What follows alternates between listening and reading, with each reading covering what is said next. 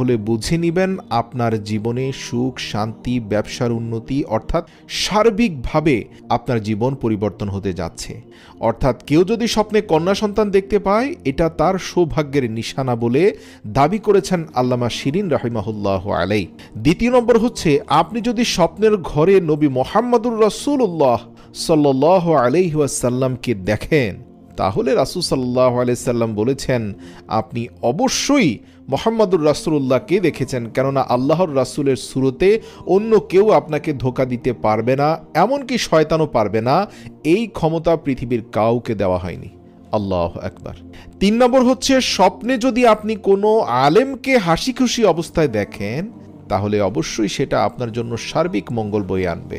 ৪ নম্বর হচ্ছে, স্বপ্নে যদি আপনি সুন্দর কোনো গরু দেখতে পান, তিনি নারী হোক অথবা পুরুষ হোক, যদি আপনি স্বপ্নে কোনো গরু দেখেন